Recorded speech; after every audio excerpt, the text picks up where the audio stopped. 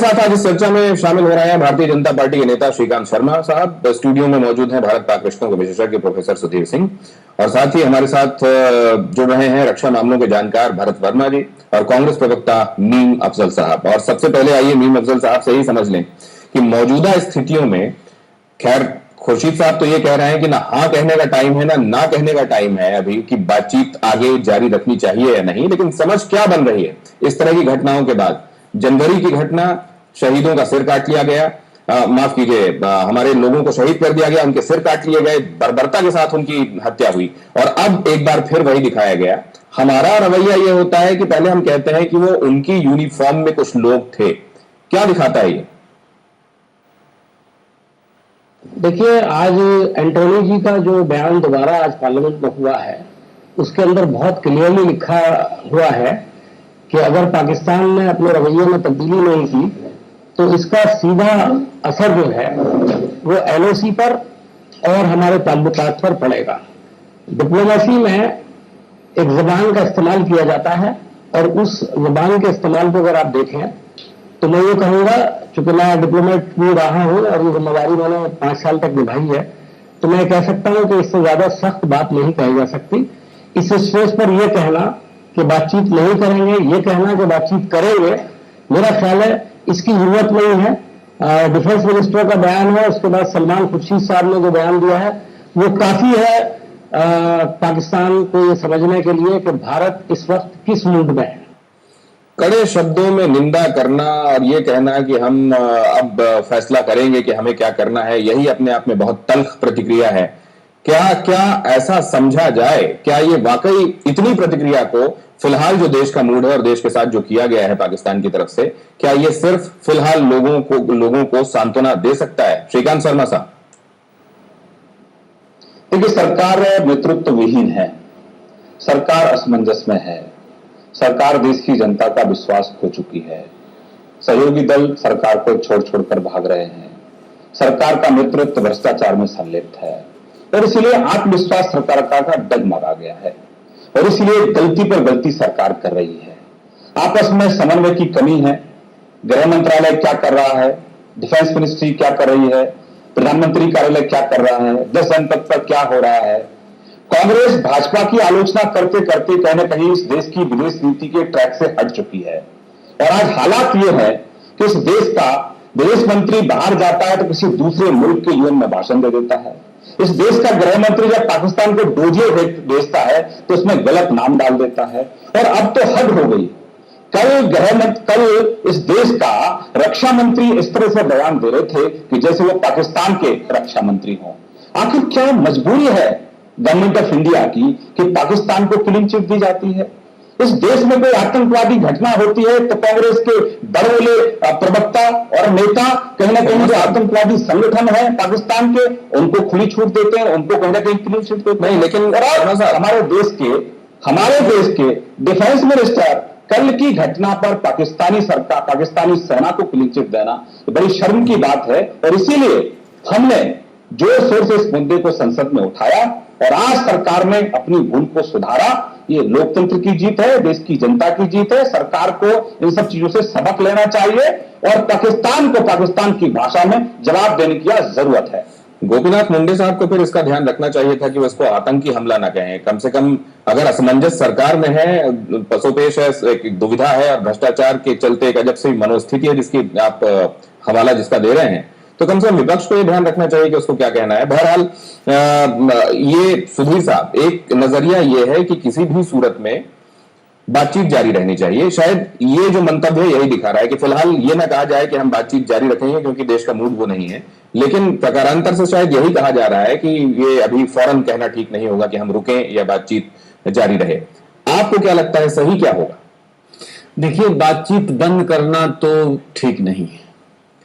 घटनाएं इस तरह की अभी और बढ़ेंगी, हमको उसके लिए सतर्क रहना चाहिए, क्योंकि अफगानिस्तान से अमेरिकी फौजें लौट रही हैं। लेकिन बातचीत जो भी हो, जिस भी स्तर पर हो, स्पष्ट तौर पर पाकिस्तान को यह बताया जाना चाहिए कि इस तरह की कार्रवाई जब तक वो नहीं रोकेगा वास्तविक प्रगति नहीं होगी। मुंबई हमले के मुख्य सूत्रधार हाफिज सईद नवाज शरीफ की पार्टी के द्वारा पेट्रोनेज प्राप्त करके पंजाब में खुलेआम घूम रहे हैं, खुलेआम अमेरिका और भारत को गाली दे रहे हैं। इन तत्वों पर जब तक गंभीर कार्रवाई पाकिस्तान नहीं करता, मतलब आप कह रहे हैं सशर्त बातचीत होनी चाहिए। बिल्कुल सशर्त बातचीत होगी। सशर्त बातचीत, पाकिस्तान सुधरने को तैयार नहीं है। और दूसरा एक नजरिया यह कहता है कि डिप्लोमेटिक तकाजा यही है कि जब सामने से आपको आचरण वो नहीं मिल रहा जो आप चाहते हैं, उसके बावजूद आप बातचीत जारी रखते हैं, यही कूटनीति का तकाजा है। भरत वर्मा साहब, क्या इन हालात में पाकिस्तान से बातचीत जारी रहनी चाहिए एक, और क्या उसे शर्तों के साथ बातचीत के दायरे में लाया जा सकता है? भारत को इस समय टॉक्स को कैंसिल कर देना चाहिए, ट्रेड को कैंसिल कर देना चाहिए, वीजास को कैंसिल कर देना चाहिए इस हरकत के बाद। और ये कई हरकतें हुई हैं इसके पहले। अगर भारत में कोई भी सेल्फ रिस्पेक्ट है भारत की लीडरशिप में, तो उनको कैंसिल करना चाहिए, टॉक्स नहीं होनी चाहिए। लेकिन वो अगर जबरदस्ती टॉक करते हैं तो उस टॉक से कुछ नतीजा नहीं निकलेगा। उसका बड़ा सिंपल कारण है, उनका कहना है कि कश्मीर आप आजाद करिए, हमें दीजिए, सायाचीन से आप हट जाइए। तो जो उनके कोर इश्यूज हैं वो हम उनको कुछ कंसेशन उसके दे नहीं सकते।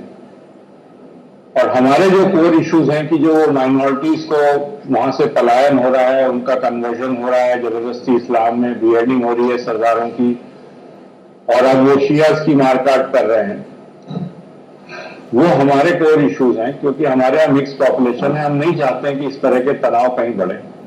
हमारा कोर इशू दाऊद इब्राहिम है जिसको वो छुपा के बैठे हुए हैं। हमारा कोर इशू है कि फेक करेंसी वहां से बंद हो। हमारा कोर इशू है कि टेररिस्ट कैंप्स बंद किए जाएं जो 42 चल रहे हैं, हाफिज सईद को अंदर डाला जाए, 26/11 पर प्रोग्रेस हो।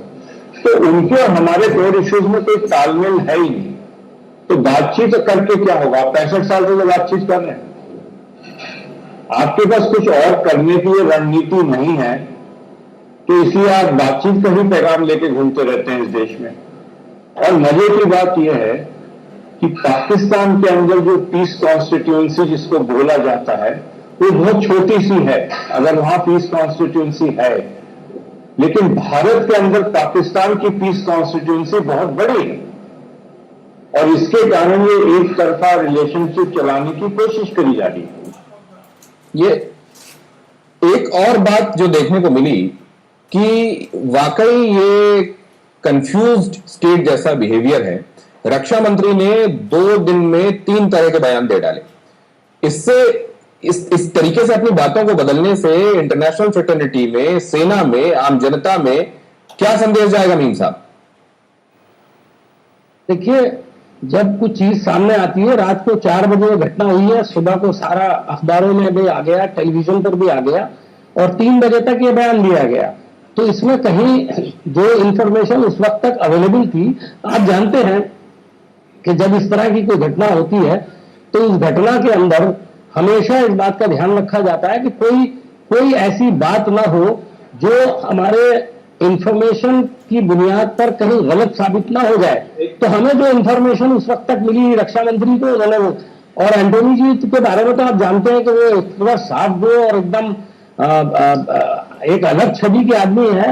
वो कभी भी इस बात पर नहीं जाते कि इससे आवाम में क्या असर होगा, वो जाते हैं हमेशा सच्चाई पर। क्या ये साफगोई थी? क्या ये सच्चाई से भरी हुई बातें थीं?